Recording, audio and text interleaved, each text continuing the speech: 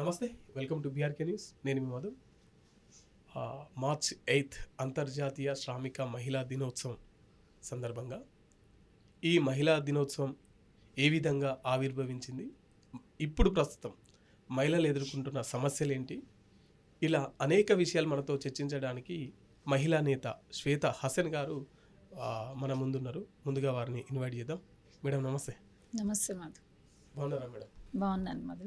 అయితే చాలామందికి happy women's day అని చెప్పేసి ఏదో విష్ చేసుకుంటారు తప్ప అసలు ఈ ఉమెన్స్ డే అంటే ఏంటి, ఎందుకోసం వచ్చింది అనేది చాలామందికి తెలియదు. ఉమెన్స్ డే రోజు అని చెప్పేసి అందరికి తెలుసు. అసలు ఈ ఉమెన్స్ డే అంటే ఏంటి? మార్చి 8న అంతర్జాతీయ మహిళా దినోత్సవంగా ప్రకటించడానికి చాలా చరిత్ర ఉంది. ఆ చరిత్ర 100 సంవత్సరాల పైగా చరిత్ర. ఫస్ట్ మహిళలు వాళ్ళ ఉద్యమం దేనితో స్టార్ట్ చేశారంటే, వాళ్ళు పనిచేసే టైమింగ్స్లో చాలా తేడాలు ఉండడం, రోజుకి 18 గంటలు పనిచేయడం, ఓటు హక్కు లేకపోవడము, ఈక్వాలిటీ లేకపోవడము, సమాన వేతనాలు లేకపోవడము, ఇలా చాలా విషయాలలో వాళ్ళు అన్యాయానికి గురి అయిన సందర్భాలలో పారిశ్రామిక విప్లవం తర్వాత మహిళా ఉద్యమాలు అనేవి చాలా జరిగినాయి.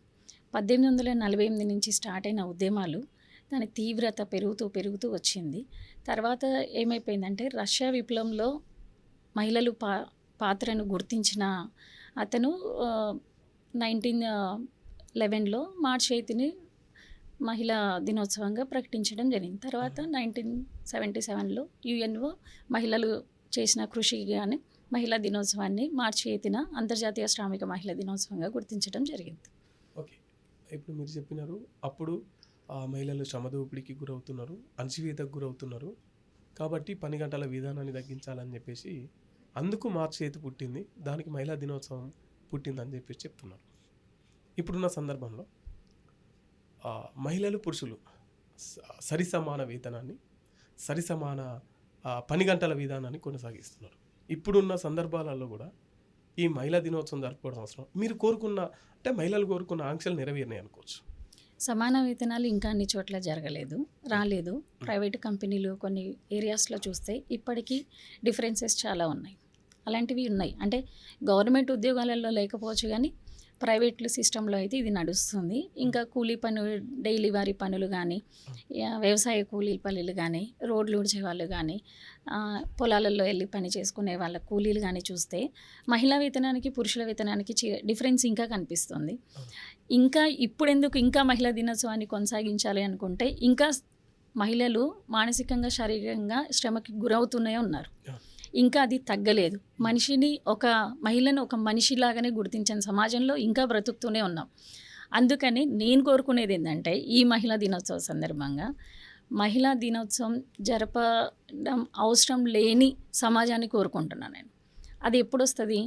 ఒక ఉమెన్కి గౌరవాన్ని ఇచ్చినప్పుడు, సమానత్వాన్ని ఇచ్చినప్పుడు వస్తుంది. బట్ ఈ ఉమెన్స్ డే సందర్భంగా ఎక్కడ చూసినా కూడా, అంటే నేను చూసినంత వరకు మాకు ఈ హక్కులు కావాలి అని చెప్పేసి పోరాటాలు ఎక్కడ జరగట్లే. జస్ట్ దీన్ని సెలబ్రేషన్ చేసుకుంటున్నారు. మీరు అన్నట్టు ఒక సమీక్ష జరగాలి, వాళ్ళ హక్కుల కోసం కావచ్చు, వాళ్ళ ఉనికి కోసం పోరాడటానికి ఈ రోజు ఉన్నది. ఇప్పటి కూడా అది జరుగుతలేదు కాబట్టి ఇది ఇంకా అవసరమే అంటున్నారు. కానీ ఇప్పుడు దీన్ని ఎవరు కూడా ఆ పోరాట దిశగా కానీ, వాళ్ళ హక్కులు సాధించుకునే దిశగా కానీ ఎక్కడ వీళ్ళు ఆలోచించట్లేదు, అడుగులేయట్లేదు. ఎంతసేపు ఉన్నా దీన్ని పండుగ వాతావరణం లెక్క సెలబ్రేట్ చేసుకుంటారు.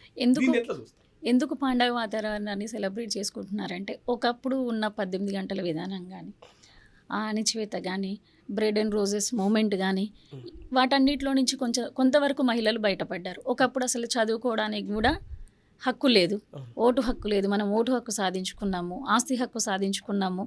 సోషల్ ఇన్ఈక్వాలిటీ ఒకప్పట్లాగా అంతగా లేదు. ఇవన్నిటికీ గుర్తింపుగా కొంతవరకు సెలబ్రేషన్స్ చేసుకోవడం జరుగుతుంది. అలా అని స్వేచ్ఛ సమానతలు వచ్చినాయి కంప్లీట్గా అని అంటే నేనైతే ఒప్పుకోను. సో దీనికోసం, ఈక్వాలిటీ కోసం ఇంకా ఫైట్ చేయాల్సిన అవసరం ఉంది. అందుకే దీనికి అబ్రివేషన్గానే ఈ ఇయర్ థీము యాక్సిలరేటివ్ యాక్షన్ అనేది మన యుఎన్ఓ డిక్లేర్ చేసిన థీము. ఇంకా మన సాధికారతను పొందాల్సిన అవసరం ఉంది. దానికోసం ఇంకా కృషి చేయాల్సిన అవసరం ఉంది. స్ట్రైట్గా చెప్పండి, మీరు కోరుకునేది స్త్రీ పురుష సమానత్వాన్ని లేదంటే స్త్రీ ఆధిపత్యాన్ని? స్త్రీ పురుష సమానత్వాన్ని కోరుకుంటున్నా. స్త్రీని కూడా ఒక హ్యూమన్ బీయింగ్ లాగా గుర్తించండి అని కోరుకుంటున్నా. అంటే ఏ విధంగా సాధ్యమవుతుంది? అంటే మీరు ఎట్లా చూడాలనుకుంటున్నారు? ఒక స్త్రీ ఎగ్జాంపుల్ చెప్తున్నా, ఒక సర్పంచో ఎమ్మెల్యే అయిందనుకోండి, ఆమెది ఉండదు రూలింగ్ డెసిషన్స్, ఓకే. హస్బెండ్ది ఉంటుంది. ఈమె శాలరీ తెస్తుంది, ఏటీఎం కార్డులు అన్నీ హస్బెండ్ దగ్గర ఉంటాయి. ఈమె చీర కొనుక్కోవాలన్నా బట్టలు కొనుక్కోవాలన్నా హస్బెండ్ పర్మిషన్ ఉండాలి. లేదు అంటే అణచివేతకు గురవుతారు, ఇంట్లో గొడవలు కొట్లాటలు అవుతాయి. అమ్మాయి సినిమాకి పోవాలన్నా ఎక్కడికి పోవాలన్నా, పెళ్ళి కాని అమ్మాయి ఎక్కడికి పోవాలన్నా తన్నో అన్నో ఎవరో ఉండాలి. ఫ్రెండ్స్తో వెళ్తే ఒప్పుకోరు. సాఫ్ట్వేర్ ఎంప్లాయీస్ నైట్ డ్యూటీస్ ఎక్కడో చేస్తారు, వాళ్ళు ఒంటరిగా రావడానికి ఒప్పుకోరు. అసలు సాఫ్ట్వేర్ ఎంప్లాయీస్ని పెళ్లి చేసుకోవడానికి ఈ మధ్య రోజు రెడీగా కూడా ఉండట్లేరు, ఎందుకంటే వీళ్ళు ఈ డ్యూటీస్ చేస్తారు అవన్నీ. సో ఇవన్నీ ఎందుకు ఉన్నాయి అని అంటే, నైట్ టైంలో కానీ డే టైంలో కానీ ఇప్పుడు జరుగుతున్న అమ్మాయిల మీద అరాచకాలు చూస్తున్నాం. అసలు అమ్మాయిలనే కాదు, చిన్నపిల్లలని చూడట్లేరు, ఎక్కడ చూడట్లేరు. మహిళల మీద జరుగుతున్న అరాచకాలకు ఇవన్నీ కంట్రోల్ జరుగుతున్నాయి. వాళ్ళ మీద కంట్రోల్లో అంటే వాళ్ళకున్న ప్రేమ కావచ్చు, అది ఆ భయం కావచ్చు. ఆ కంట్రోలింగ్ లేకుండా అసలు ఈ అణచివేతలు అనేది మహిళల పైన లేకపోతే అప్పుడు సమానత్వం వస్తుంది. ఇప్పుడు మహిళల మీద అణచివేత ఇంకా జరుగుతుందా? జరుగుతుంది. ఏ విధంగా? ఇప్పుడు నేను చెప్పినవన్నీ అణచివేతలే కదా. ఓకే. మీరు ఏం డ్యూటీ చేస్తారు మేడం? టీచర్నే నేను. టీచర్. మీరు తీసుకెళ్ళి శాలరీ మొత్తం సార్కే ఇస్తున్నారా?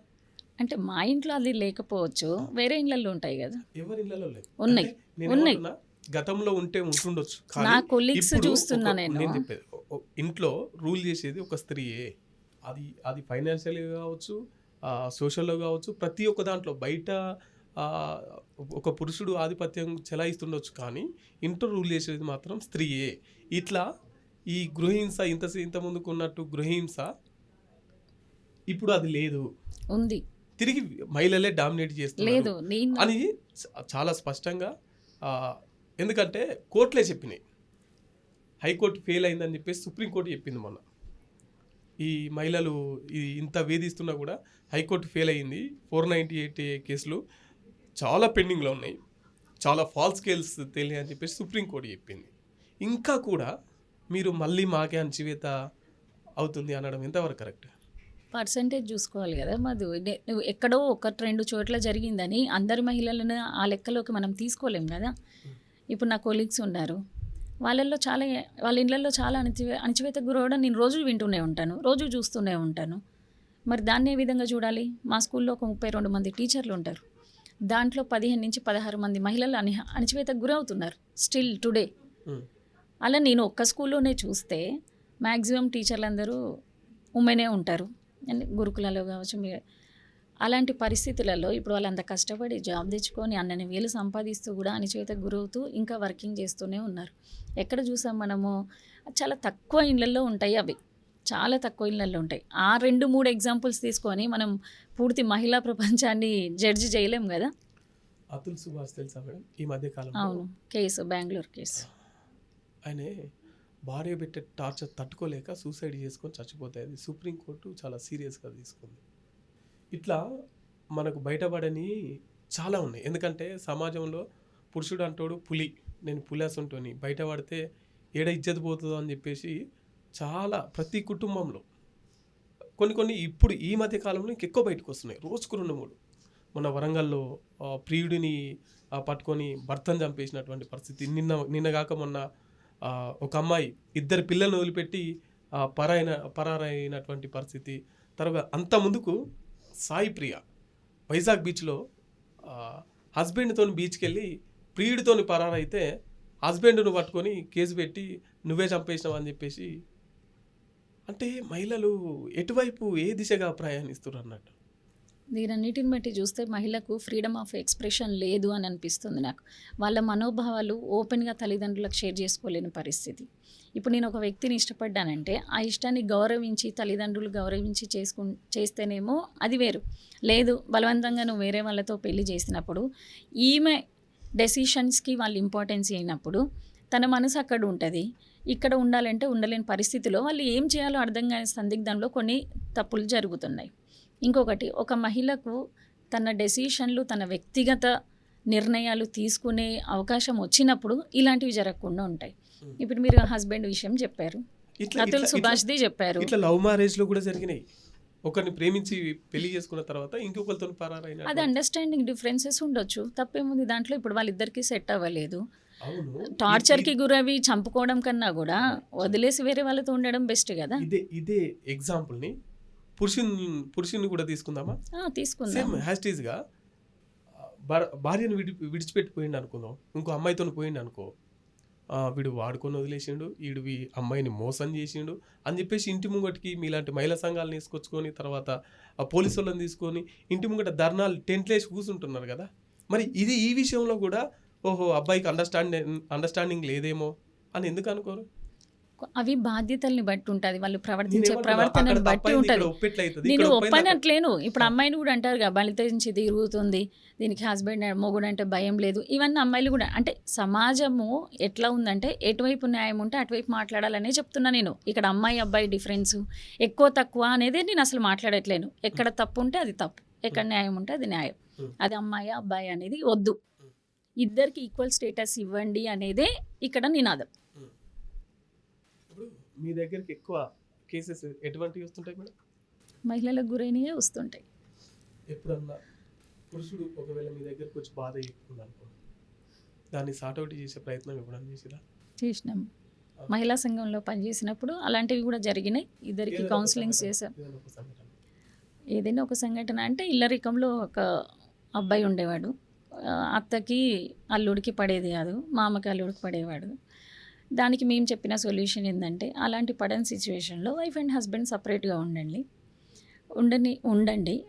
కాకపోతే అబ్బాయి ఏంటంటే కొంచెం తక్కువ డబ్బులు ఉన్నాయి వాళ్ళకు, వీళ్ళకి డబ్బులు ఎక్కువ ఉన్నాయి. ఆ ఫీలింగ్ ఇన్ఫీరియారిటీ ఫీలింగ్ వల్ల అది ఇంకా ఎక్కువ మనోవేదనకి గురి చేసినది. అలాంటప్పుడు మేము సొల్యూషన్ చేసాము. అబ్బాయికి కౌన్సిలింగ్ చేసాం, అమ్మాయికి కౌన్సిలింగ్ చేసాం, వాళ్ళ తల్లిదండ్రులకు కూడా కౌన్సిలింగ్ చేసాం. ఆ ప్రాబ్లం సాల్వ్ అయిపోయింది. అంటే ఇట్లాంటి విషయాలు కూడా పెద్దగా రియాక్ట్ అయిపోయి వీళ్ళను డామినేట్ చేస్తున్నారు, అత్తమామ నన్ను టార్చర్ చేస్తున్నారు, అమ్మాయి టార్చర్, ఇది కాదు. ఏదైనా మనం కూర్చొని మాట్లాడుకొని ఇద్దరికి అండర్స్టాండింగ్ ఉన్నప్పుడు ఆ సొల్యూషన్స్ ఈజీగా అయిపోతాయి. అలాంటి సిచ్యువేషన్ లేనప్పుడు ఇలాగే సైకియాట్రిక్గా వాళ్ళు ఫీల్ అయిపోయి ఆ యాంగ్జైటీకి గురైపోయి వేరే వేరే రకాలకు అలవాట్లు పడిపోయినప్పుడే ఆ సైకలాజికల్ ఎఫెక్ట్ అనేది వీళ్ళ ప్రాణాల మీద కానీ వీళ్ళ భవిష్యత్తు మీద కానీ ప్రభావం చూపుతుంది. చెప్పండి కదా, మాకు సమానత్వం కావాలి, స్త్రీ పురుష సమానత్వం కావాలి, మహిళా అణిచివేతలను అనేది రద్దు కావాలి, ఈక్వల్ స్టేటస్ కావాలి. ఇప్పుడు ప్రస్తుతం మనం కొంతకాలంగా చూసుకుంటున్నట్లయితే గతంలో ఒక అమ్మాయి ఒకసారి హెరాస్ జరిగినా, ఒకసారి రేప్ అటెంప్ట్ జరిగినా కూడా వెంటనే వెళ్ళి కేసు పెట్టేది. కానీ ఇప్పుడు అట్లా కాదు. అవసరం ఉన్నంతసేపు ఉండి తర్వాత ఏదో చిన్న ఇష్యూ వచ్చిన తర్వాత ఇద్దరు ఎట్లా అండర్స్టాండింగ్తో కలిసినారో అట్లా అండర్స్టాండింగ్తో విడిపోకుండా ఒక కేసు పెడుతున్నారు. పలుమార్లు ఈయన నా పైన అత్యాచారం చేసిరని. అత్యాచారం పలుమార్లు చేసిన తర్వాతనే వీళ్ళకు జ్ఞానోదయం అవుతుందా? మొదటిసారి ఉండదా? అది అన్ని చోట్ల అవ్వదు. వాడు హరాస్ చేస్తుండొచ్చు, ఫోటోలు వీడియోలు బయట పెడతానే అవి ఉండొచ్చు. ఇవన్నీ బెదిరింపులకు గురైనప్పుడు అమ్మాయి ఆటోమేటిక్గా తన సేఫ్ కోసము వెళ్ళి కేసు పెడుతుంది. అలాంటి సిచ్యువేషన్స్ కూడా ఉన్నాయి కదా. బాత్రూమ్లలో కెమెరాలు పెట్టి, షాపింగ్ మాల్స్లలో కెమెరాలు పెట్టి ఇలా అమ్మాయిలను హరాస్ చేసి అలాంటి కేసెస్లో ఖచ్చితంగా అమ్మాయి రియాక్ట్ అవ్వాల్సిందే. అట్లనే ఎందుకు చూస్తారు? అమ్మాయి డబుల్ డిమాండ్ చేస్తుండొచ్చు, కేసు పెడతా బెదిరిస్తా అని చెప్పి కేసు పెట్టి కూడా డబ్బులు డిమాండ్ చేస్తుండొచ్చు, దాన్ని వాపస్ తీసుకోవాలంటే. ఈ కోణంలో ఎందుకు చూడాలి? దాన్ని మనము మాటలతో జడ్జి చేయలేం. అక్కడ వాళ్ళిద్దరి మధ్యలో ఏం జరిగిందనేది నీకు తెలీదు, నాకు తెలీదు, అది ఎంక్వైరీలలో తెలుస్తుంది. రీసెంట్గా ఈ ట్రెండ్ నడుస్తున్నది, రీసెంట్గా పలుమార్లు ట్రెండ్ నడుస్తున్నది. ఒకప్పుడు ఫస్ట్ టైంకే వెళ్ళి కేసు పెట్టేది, కానీ ఇప్పుడు అమ్మాయిలే స్వేచ్ఛగా ఓపెన్గా వచ్చి మాపై పలుమార్లు చేసిన అని చెప్పేసి ధైర్యానికి మెచ్చుకోవాలి కదా. ఒకప్పుడు అమ్మాయిలు అసలు ఎవరైనా ఒక మాట అంటేనే చెప్పుకోవడానికి భయపడేవాళ్ళు. ఇప్పుడు ఓపెన్గా వెళ్ళి కేసు పెట్టగలుగుతున్న స్థాయికి వాళ్ళు ఎదిగారంటే అది మంచిదే. అవును, వాళ్ళు అన్యాయానికి గురైనప్పుడు ఖచ్చితంగా మాట్లాడతారు. సమాజంలో వీళ్ళు అదనుకుంటారు, వీళ్ళని ఇలా చూసుకుంటారు.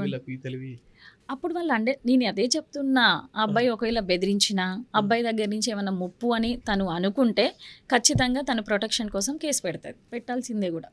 సో మొత్తం మీద అయితే ఇక్కడ ఒక బలి అయ్యేది పురుషుడు బలి అవ్వాలని అనట్లేదు నేను. అమ్మాయి తప్పు చేసినా అమ్మాయి సేఫే, అబ్బాయి తప్పు చేసినా అమ్మాయి సేఫే. లేదు, అలా కాదు. ఎట్ ది సేమ్ టైం అమ్మాయి అట్లా డబ్బులు డిమాండ్ చేసి అమ్మాయే అబ్బాయి కేసు పెట్టాలప్పుడు అమ్మాయి డబ్బులు డిమాండ్ రైట్. చేస్తుంది, ఇలానే కేసు పెట్టండి. న్యాయం ఎవరికైనా న్యాయమే, న్యాయం, చట్టం న్యాయం. ఎవరికైనా చట్టమే. ఇప్పుడు ఆడవాళ్ళకి 354 ఏబిసి, అవును, తర్వాత ఆ డిపి యాక్ట్ కావచ్చు, 498 కావచ్చు, డివిసి కావచ్చు, ఇన్ని ఉన్నాయి. ఇప్పుడు పురుషులు ఉన్నారు, వెళ్ళి ఏమని కేసు పెడతారు మేడం? ఏం చట్టాలు అవి ఎందుకు వచ్చినాయి చట్టాలు? ఏం చట్టాలు ఎందుకు వచ్చినాయి? దానికి మూలాలు ఉంటాయి కదా. ఆ చట్టాలు రావడానికి మూలాలు ఏంటి? ఇప్పుడు మా తాతలు నేతులు తాగురు, మా మూతులు వాసన లేదు, అన్నట్టు ఇప్పటికీ ఎప్పుడో కూడా వెనకట జరిగిన దానికి ఇప్పటికీ కూడా ఇప్పటికి కూడా ఇక మా మీద అట్లనే ఉన్నాయి. ఇప్పటికి కూడా ఉన్నాయి, అట్లనే ఇప్పటికి ఉన్నాయి కూడా కదా? ఉన్నాయి ఉన్నాయి. ఒకప్పుడు 498 ఈ చట్టం వన్స్ ఆ ఇంట్లో కోడలు వెళ్ళి కేసు పెడితే కుటుంబాన్ని మొత్తం అరెస్ట్ చేసి రిమాండ్ చేసేది. అవును, ఇప్పుడు భర్తను కూడా రిమాండ్ చేయకుండా జస్ట్ నోటీసులు ఇచ్చి వదిలిపెడుతున్నారు. ఇది ఇప్పుడు మహిళలు చేసుకున్న ఫెయిల్యూర్ కాదా? కాదు, ఎందుకు కాదు? కాదు, ఇది ఎట్లా? మహిళలు దీన్ని ఇది నీరుగా- అన్యాయం. ఇది ఇది మహిళలు అన్యాయం. నీరుగా చట్టం రక్షణ చేసుకోవడానికి ఉన్నది, లేదు, కానీ దీన్ని ఇప్పుడు- అడ్డు పెట్టుకొని కుటుంబాన్ని అంతా వేధించడానికి కాదు లేదు. కదా? ఈ చట్టాలు చేసేది కూడా ఆ. మీకు ఆ అబ్బాయిలకు ఫేవర్ గా చేస్తున్నారని మేము కూడా వాదిస్తాము. ఎట్లా? అవును, ఏ ఇప్పుడు judgment? అమ్మాయి గురి అవుతుంది, మొత్తం డొమెస్టిక్ వైలెన్స్ కి గురి అవుతున్నప్పుడు కేసు పెడుతుంది. ఉమ్. మీరు అట్లా ఏం చర్చ చేయకుండా అబ్బాయిల్ని అట్లనే వదిలేస్తే ఉమ్. అమ్మాయిల హత్యలు జరగకపోతే ఏం జరుగుతాయి? ఉమ్. అసలు అలాంటి కేసులు మళ్ళీ పునరావృతం చేసి మళ్ళీ పాత రూల్స్ పెట్టాలి తప్ప అసలు వీటిని తీసేయాలని మేము ఫైట్ చేస్తున్నాం. ఏం తీసేయాలి? అంటే ఎవరిని అరెస్ట్ చేయకుండా ఏం చేయకుండా ఊరికనే ఏదో స్టేట్మెంట్ ఇచ్చేసి ఎఫ్ఐఆర్ బుక్ చేసి వాళ్ళకి బెయిల్ ఇచ్చేసి పంపించడం కాదు. ఆ. న్యాయం జరిగేంత వరకు ఉమ్. ఎవరైనా సరే వాళ్ళ కస్టడీలో ఉండాల్సిందే. ఉమ్. ఆ న్యాయం జరిగే వరకు ఆ కేసుని క్లోజ్ చేయకుండా అన్యాయంగా ఉండాల్సిందే. కేసులు పెడుతున్నప్పుడు నేను అదే చెప్తా, ఎవరికైనా న్యాయం అన్నా నేను అమ్మాయికి న్యాయం అనలే, అబ్బాయికి న్యాయం అనలే, అక్కడ న్యాయమే మాట్లాడినా నేను. ఉమ్. ఎందుకు న్యాయస్థానం మొన్న ఐస్ తీసేసి ఇవన్నీ ఎందుకు చేసారు? న్యాయం గుడ్డిది కాదు అనే కదా ఇది సింబాలిక్. అవును. న్యాయం గుడ్డిది కాదు అన్నప్పుడు ఈక్వల్ జస్టిస్.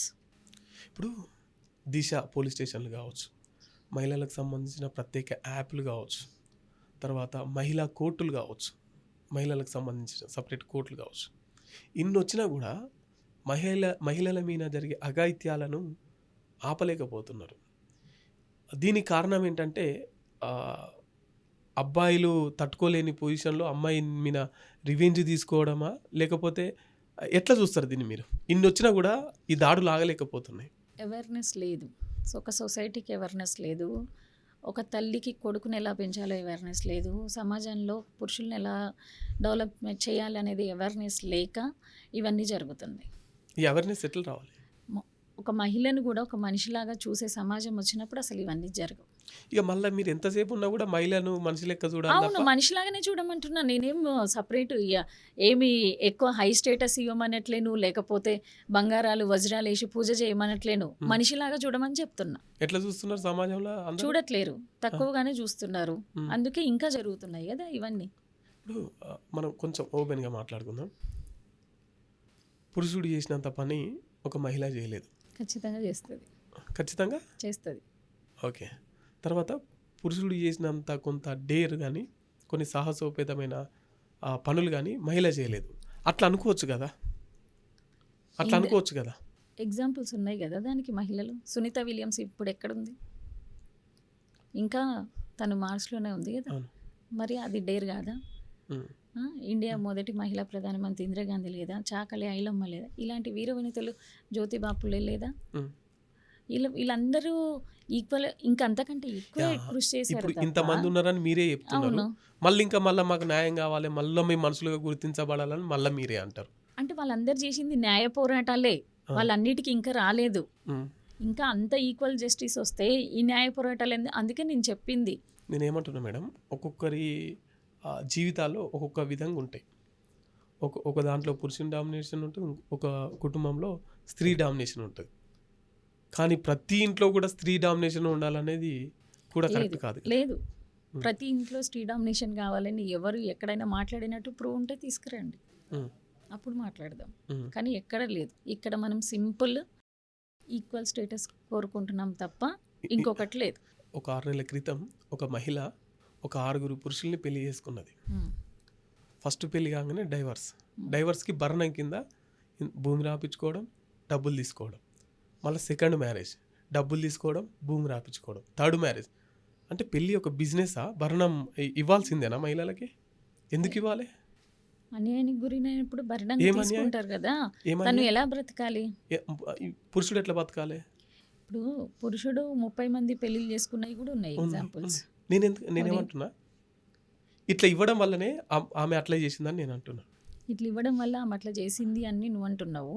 తనకు అసలు ఎంత పూర్ స్టేటస్ ఉందో మనకు తెలియదు కదా. ఎంత ప్యూర్ స్టేటస్ ఉన్నా కూడా ఇలా చేసుడు మీరు అంగీకరిస్తారా?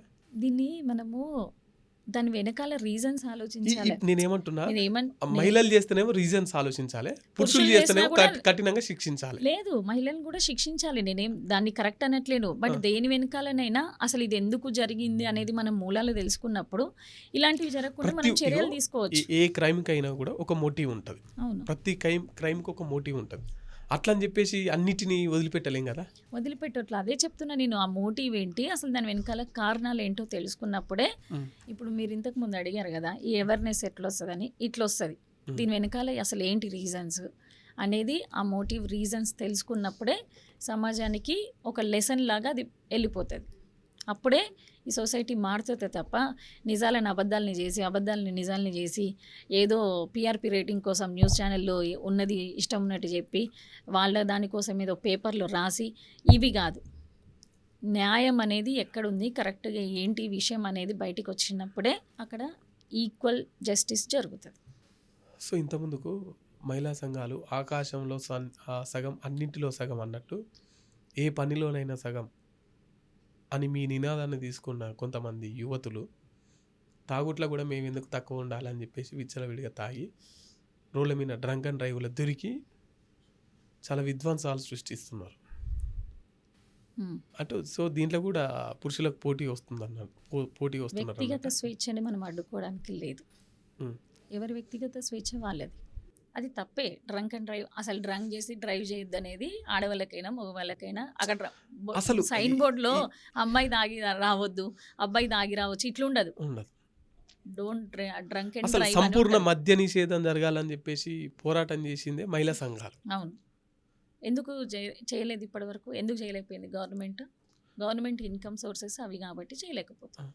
సో దానికి మీరు ఏకీభవిస్తున్నారు కదా? దానికి ఏకీభవించట్లేదు నేనేం చెప్తున్నా, ఎవరు తాగొద్దు, అది ఆల్కహాలిక్, మనకి బాడీలో ఎఫెక్ట్ అవుతుంది, దానివల్ల రోగాలు వస్తాయి అనుకున్నప్పుడు ఎవరు తాగొద్దు. పురుషులతో సహా వాళ్ళు పోటీ ఇస్తున్నారు కదా. పురుషులు కూడా తాగొద్దని చెప్తున్నా. పురుషులు తాగొద్దు, అమ్మాయిలు తాగొద్దు. ఇన్ కేస్ వాళ్ళు తాగారనుకోండి, అది వాళ్ళ వ్యక్తిగత స్వేచ్ఛ. ఇప్పుడు వాళ్ళ బాడీ ఇంటర్నల్ ఆర్గన్స్ పాడవుతాయి కానీ నీవి నావైతే పాడుగావు కదా. అది వాళ్ళకు ఉండాలి. మేము తాగొద్దు, మేము సిగరెట్ తాగొద్దు, మందు తాగొద్దు, డ్రగ్స్ యూజ్ చేయొద్దు, ఇవన్నీ ఎవరికి వాళ్ళకు ఉండాలి. దానివల్ల ఏమవుతుందంటే కొంచెం సమాజం పైన ఆ ఎఫెక్ట్ పడుతుంది. ఇప్పుడు నేను తాగి రోడ్ల మీద తిరిగాను అనుకోండి, నా పిల్లల భవిష్యత్తు పాడుతుంది. వాళ్ళు ఏ రౌడీగానో ఏదో తయారైపోయి వాళ్ళు సొసైటీకి హార్మ్ఫుల్ అవుతారు. సో ఇలాంటివన్నీ జరగకుండా ఉండాలి అని అంటే కొంచెం మనం ఎలా బ్రతకాలి అనేది మన లైఫ్ని మనం డిజైన్ చేసుకొని మంచి వేలో ఉంటే సొసైటీకి మేలు జరుగుతుంది, వ్యక్తిగతంగా వాళ్ళకు మేలు జరుగుతుంది.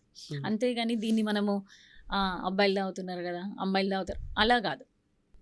అందుకే నేను ఒకటే చెప్తున్నా, ఇక్కడ మనం ఈక్వల్ స్టేటస్ గురించి మాట్లాడినప్పుడు వాళ్ళు తాగుతున్నారు, వీళ్ళు తాగుతున్నారు, వాళ్ళు ఎక్కడ బిహేవ్ చేస్తున్నారు, ఇక్కడ ఇలాంటివి వద్దు కంపారిజన్స్. ఎక్కడైతే అణిచివేతలు జరుగుతున్నాయో అవి జరగకుండా చూసుకుందాం. మహిళని కూడా ఒక మనిషిలాగా చూస్తూ వాళ్ళకున్న హక్కులు కానీ వాళ్ళకున్న స్వేచ్ఛని కానీ ఎక్కడ భగ్నం కలిగించకుండా, అణిచివేతకు గురి కాకుండా ఈక్వల్గా చూస్తే సరిపోతుంది. నిన్న కర్ణాటకలో ఒక బాల్య వివాహం, 14 ఏళ్ళ అమ్మాయిని 29 ఏళ్ళ అబ్బాయి పెళ్లి చేసుకొని పట్టుకొని ఉరుకుతున్నాడు. ఎట్లా చూస్తారు దీన్ని మీరు? ఇంకా ఇంత కంప్యూటరు కాలంలో కూడా ఇప్పుడు అరచేతిలోనే. ఇప్పుడు అమ్మాయికి ఏం తెలివి ఉందని వాళ్ళు పెళ్లి చేసారు. ఇప్పుడు అక్కడ అమ్మాయికి 14 years, తల్లిదండ్రులు వాళ్ళ బాధ్యత తీర్చుకోవడానికో వాళ్ళకున్న కష్టాలకో తీర్చుకోవడానికి అమ్మాయికి పెళ్లి చేసుకున్నారు అనుకుందాం. 29 years ఉన్నాయి కదా అబ్బాయికి, మెచ్యూర్డ్గా ఉంటాడు కదా, ఆయన ఎలా చేసుకున్నాడు అమ్మాయిని? అంటే ఇప్పుడు అక్కడ అమ్మాయి అణిచివేతకు గురవుతుందా లేదా? ఖచ్చితంగా గురవుతుంది. మరి అలాంటప్పుడు చట్టాలను ఇంకా మనం పెంచాలి తప్ప తగ్గించడానికి లేదు. ఫెయిల్యూర్సే, ప్రభుత్వం ఫెయిల్యూర్సే. చైల్డ్ మ్యారేజ్లు అనేది మనం ఎప్పటి నుంచో వింటున్న విషయము. ఇంకా మనం చైల్డ్ మ్యారేజ్ చూస్తున్నామంటే ఇది ఖచ్చితంగా ప్రభుత్వం విఫలము. స్వాతంత్రం వచ్చి 75 ఏళ్ళు గడిచిపోతున్నా కూడా ఇప్పటికి కొంతమంది మహిళలు వ్యభిచారం చేస్తే కానీ బతకలేని పరిస్థితి. ఇప్పటికీ రోడ్ల మీద నైట్ అయితే చాలా చోట్ల మనకు కనపడుతుంటారు. ఇన్నేళ్ల నుంచి మహిళా సంఘాలు కనీసం ఒక మనిషిని మనిషిగా పడలేకపోతున్నామని చెప్తున్నారు కదా, కనీసం వాటిని అరికట్టలేకపోయినారు కదా. మహిళలు వ్యభిచారం కేవలం వాళ్ళ సుఖం కోసమే చేస్తున్నారు అని అనుకోవడం కూడా మన తప్పే. అంటే వాళ్ళు కొంతమంది ప్రొఫెషనల్గా చేస్తున్న వాళ్ళు ఉన్నారు. కాల్ బాయ్స్ కూడా ఇప్పుడు ఈ మధ్య మీరు వినే ఉంటారు, కాల్ బాయ్స్ కూడా చేస్తున్నారు. ఇవన్నీ ఎందుకు జరుగుతున్నాయి అని చూస్తే మనకు లగ్జరియస్ లైఫ్కి అలవాటు పడ్డి కొంతమంది ఏమో చెప్పేవాళ్ళు లేక వాళ్ళకి ఈజీగా మనీ ఎర్న్ చేసుకునే వాళ్ళు కొంతమంది, ఇంకొకరికి వాళ్ళల్లో ఉన్న టాలెంట్ని ఎవరు గుర్తించక ఏ పని లేక అదొక పనిలాగా మార్చుకోవడము, చదువుకోకపోవడము, ఇలా డిఫరెంట్ రీజన్స్ ఉన్నాయి. లేదంటే వాళ్ళ మదర్స్ కానీ ఇంకెవరైనా ఆ వృత్తిలో ఉండడము, వాళ్ళు దిగడము, ఇవన్నీ జరుగుతుండే. ఇవన్నీ జరిగినప్పుడు ఉపాధి అవకాశాలు పెంచినప్పుడు వాళ్ళని మెల్లిమెల్లిగా మనము దాంట్లో నుంచి బయటికి తీసుకురావాలి. ఉపాధి అవకాశాలు పెంచినప్పుడు ఏ స్త్రీ కానీ అవన్నీ చేయడానికి ఇష్టపడదు. ఎవ్వరు కూడా వాళ్ళ ఇష్టంతో వ్యభిచారం చేస్తారు అంటే మాత్రం నేను ఒప్పుకోను. ఖచ్చితంగా అది వాళ్ళ పొట్టగుడ్డి కోసమే మాత్రమే పనిచేస్తారు. దిశ ఎన్కౌంటర్ జరిగిన తర్వాత ఈ అత్యాచారాలు అనేటివి ఉండవేమో అనుకున్నారు. తర్వాత ఒక 3 నెలలకే మళ్ళీ అదే ప్రాంతంలో జరిగింది. 3 నెలలకి ప్రాంతంలో బయటకు వచ్చింది కాబట్టి తెలిసింది మీకు. తెల్లారి కూడా జరిగినాయి ఉంటాయి. సో ఏం చేస్తే ఇవి ఆగుతాయి అంటారు? మనుషుల్ని చంపినా కూడా భయపడకుండా తెల్లారే అవుతున్నాయి కదా, ఇంకేం చేయాలనేది మనము సమాజం మొత్తం ఆలోచించాల్సిన విషయం. ఇది ఒక్కరిద్దరు కూర్చొని ఆలోచించిన విషయం కాదు. నేను అదే చెప్తా, ఏదైనా సరే మనం మూలాల నుంచి మార్చకపోతే అది మారదు. ఇప్పుడు టెక్నాలజీ డెవలప్ అయింది మనకు. ఇన్స్టాగ్రామ్ ఓపెన్ చేస్తే మీరు అన్నీ చూస్తూ ఉంటారు. ఏమనిపిస్తుంది ఆ ఏజ్ పిల్లలకు? ఇది ఏంటో తెలుసుకుందాము, చేద్దాము అని అనిపిస్తుంది. అలాంటివి కొంచెం మనము అవాయిడ్ చేయాల్సింది ఇప్పుడున్న పరిస్థితిలో. అంటే ఇప్పుడున్న టెక్నాలజీ యుగంలో డ్రగ్స్ తీసుకుంటారు. అలాంటప్పుడు కొన్ని మన బాడీలో హార్మోన్స్ అనేది రిలీజ్ అవుతుంటాయి. అప్పుడు ఎవరున్నారు మన ముందు అనేది కూడా మనకు కనపడదు. ఆల్కహాల్ ఎక్కువ తీసుకున్నప్పుడు ఇలాంటివి జరిగినప్పుడు ఖచ్చితంగా ఇలాంటి కేసెస్ మనం చూస్తాం. వీటన్నిటిని మనం కంట్రోల్ చేయాలంటే self control is the best policy. Then after మన ఎన్వైర్న్మెంట్ పరంగా ఎలా ఉన్నాయి అంటే మనం పెరుగుతున్న వాతావరణం కావచ్చు, యూజ్ చేస్తున్న యాప్స్ కావచ్చు, తినే ఫుడ్ కావచ్చు, కల్తీ ఫుడ్ తింటున్నాం మనం. ఇప్పుడు పాలు కూడా పిల్లలకి దాపించలేని పరిస్థితి. ఎందుకంటే దాంట్లో కలిపే కెమికల్స్ బాడీలో మన ఇంటర్నల్ ఆర్గాన్స్ పైన ఎఫెక్ట్ జరుగుతుంది. ఆడపిల్లలు తొందరగా మెచ్యూర్ అవ్వడం, అబ్బాయిలలో వేరే ప్రాబ్లమ్స్, ఇవన్నీ చూస్తున్నాం. ఇవేమో మనం ఎన్వైర్న్మెంట్గా చూడొచ్చు. ఇవన్నీ మార్పులు చెందాలి అని అంటే ఖచ్చితంగా ప్రతి ఒక్క మనిషికి బాధ్యత ఉంది. ప్రతి ఒక్కరు తీసుకోవాలి ఆ బాధ్యత. కేవలం గవర్నమెంట్ మీదనే వదిలేస్తే ప్రతి ఒక్క మనిషికి ఒక పోలీస్ని పెట్టలేరు కదా, అది జరగదు. సో ప్రతి ఒక్క మనిషి తన బాధ్యత తాను మంచిగా ఉండు, సొసైటీని మంచిగా ఉండాలని అనుకున్నప్పుడు మాత్రమే ఇది సాధ్యమవుతుంది. సో ఈ ప్రపంచం అంతా కూడా ఒక డబ్బు చుట్టూ, తర్వాత సెక్స్ గురించి, ఒక అమ్మాయి చుట్టూ తిరుగుతుంది అనేది ఒక పెద్ద ఒక న్యూస్. సో ఇది కూడా ఇది ఒక అబ్బాయి అమ్మాయి ఈ దాంపత్యం కూడా ఇది కూడా ఎంత విచ్చలవిడిగా అయిందంటే రేవ్ పార్టీస్ అనేటివి అక్కడ నో అనేది అక్కడ బ్యాన్ చేస్తారు. ఏదేమైనా కూడా ఎంతమంది ఉన్నా ఏం చేసినా ఇంకేమైనా కూడా నో అని చెప్పొద్దంట. సో ఇంత విచ్చలవిడిగా ఇంకో ట్రెండ్ ఏమొచ్చిందంటే స్వాపింగ్. వైఫ్ అండ్ హస్బెండ్ కలిసి వెళ్తారు, ఇంకో వైఫ్ అండ్ సో వాళ్ళిద్దరు షేర్ చేసుకుంటారు ఒకరినొకరు. ఇప్పుడు ప్రజెంట్ ఈ క్షణంలో నడుస్తున్న ట్రెండ్ ఏంటంటే వన్ డే స్టాండింగ్, ఒక్కరోజు. సో ఎటువైపు వెళ్తుంది సమాజం? అదే మనము స్వేచ్ఛని విచ్చలవిడతనంగా తీసుకున్నప్పుడు ఇవన్నీ జరుగుతాయి. స్వేచ్ఛ వరకే ఉంచాలి. ఇప్పుడు రేవ్ పార్టీస్ ఇవన్నీ కూడా ఎక్కువ ఎవరు వెళ్తుంటారు? మనలాంటి నార్మల్ యావరేజ్ వాళ్ళు అసలు వెళ్ళరు. బాగా డబ్బులు ఉన్న వాళ్ళు, బాగా hi fi families and cinema industry వాళ్ళు వీళ్ళు వెళ్తూ ఉంటారు. అంటే అక్కడ అవన్నీ జరుగుతూ ఉంటాయి జనరల్గా. ఇప్పుడు ఒక అమ్మాయికి ఏదైనా మంచి పొజిషన్ రావాలి అనుకుంటే ఖచ్చితంగా వాళ్ళ అమ్మాయిని యూజ్ చేసుకుంటారు. వెళ్ళక తప్పదు. ఏమైపోయిందని అంటే ఆ ప్రొఫెషన్‌లో వాళ్ళు ఇదైపోయారు. వాళ్ళు బయటకొచ్చి బతకలేని పరిస్థితి. ఇప్పుడు ఎగ్జాంపుల్ ఉదయ్ కిరణ్ ఉన్నాడు. ఆయన సూసైడ్ చేసుకొని చచ్చిపోయాడు. ఆయనకి చాలా సినిమా అవకాశాలొచ్చాయి. ఆ మనిషి బయట ఎక్కడో ఉద్యోగం చేసుకొని బ్రతకొచ్చు. కానీ బ్రతకగలిగిండా? లేదు. అంటే ఇంట్లో ఆ డబ్బులు కావచ్చు, ఇవన్నీ వాళ్ళకు డబ్బులు ఎలా సంపాదించాలి? ఎలా చేస్తే మనకెక్కువ డబ్బులొస్తాయి? చేసే పని కరెక్టా? కాదా? అది మన ఫ్యూచర్‌కి యూజ్ అవుతుందా? లేదా? అనేది ఎవరూ ఆలోచించట్లేరు. అండ్ ఎంజాయ్‌మెంట్ చాలా ఓవర్ అయిపోయింది. అది ఎక్కువైపోయినప్పుడే ఇలాంటి కొత్త కొత్త టెక్నాలజీని మనం చూస్తున్నాం. దీనివల్ల సమాజం ఎంత చెడిపోతది. అంటే దీని నెక్స్ట్ నుంచి వచ్చే ఏం ఫ్యూచర్ కోరుకుంటున్నారు అంటున్నాను నేను. అదే వాళ్ళ సెక్స్ విచ్చలవిడితనమే. ఎవరితో చేసినా కూడా ఒకటే. కానీ ఇంకా దీనికి మించి ఏం కోరుకుంటున్నారు? అదే కోరుకుంటున్నారు. ఇంకా దానికి అంత మించి ఇంకేముంటది? విచ్చలవిడితనం. ఇంకేముంటది? అంటే ఒక ఇటువంటి కేసెస్ మీరు స్టడీ చేస్తున్నప్పుడు ఏమనిపిస్తుంది మేడం? ఎట్లా ఇటువంటి కేసెస్ మీ దగ్గరికి వస్తుంటాయా? వస్తుంటాయి జనరల్‌గా. అంటే మేమెక్కువ wife and husband domestic violence కేసెసే చూస్తుంటాము. ఇలాంటివి చూసినప్పుడు ఏమనిపిస్తుందంటే, వాళ్ళు పెరిగిన వాతావరణం గావచ్చు, ఈ మూవీస్‌ది ఈ ఎఫెక్ట్ వాళ్ళలో ఉండి, వాళ్ళు వేరే కొత్తదనాన్ని కోరుకోవడం, కొత్త కొత్త రకాలుగా వాటిని ట్రై చేయడం. ఇప్పుడు మనం ఇంతకుముందు హాలీవుడ్ మూవీస్‌లో చూస్తుండే ఎక్కువ. ఇప్పుడు తెలుగు మూవీస్‌లోకి షార్ట్ ఫిలిమ్స్ వచ్చాక, ఇవన్నీ వచ్చిన తర్వాత మనం ఓపెన్‌గా చూస్తున్నాం ఇవన్నీ. అవన్నీ చూసినప్పుడు వాళ్ళకు అవన్నీ కోరుకొని వాళ్ళు ఇవన్నీ చేయడం స్టార్ట్ చేస్తున్నారు. సో, ఇవన్నీ చెయ్యకుండా ఉండాలనంటే నేను చెప్పింది అదే. వాళ్ళ వ్యక్తిగతంగా వాళ్ళకి ఆ మెచ్యూరిటీ రావాలి. మనం ఏం చేస్తున్నాము, కరెక్ట్ చేస్తున్నామా లేదా మెచ్యూరిటీ అనేది ఉండే ఇంకెక్కువ కావాలని కోరుకుంటున్నారు కదా! దాన్ని మెచ్యూరిటీ అనం మనం. హ్మ్. దాన్ని మెచ్యూరిటీ లేక చేస్తున్నారు వాళ్ళు. మెచ్యూరిటీ ఉండి కాదు. ఓకే. మెచ్యూరిటీ ఉంటే వాళ్ళు ఎలా చేస్తున్నారనేది వాళ్ళలో వాళ్ళ కంట్రోల్ ఉంటది గదా! ఈ అవును. సొసైటీకి మనం ఏం నేర్పిస్తున్నాము అనేది వాళ్ళలో ఉంటది గదా! మెచ్యూరిటీ లేకనే జరుగుతున్నాయి ఇవన్నీ. సో, చివరిగా మహిళా దినోత్సవం సందర్భంగా మహిళలకు గానీ, పురుషులకు గానీ ఏమన్నా చెప్పాలనుకుంటున్నారా?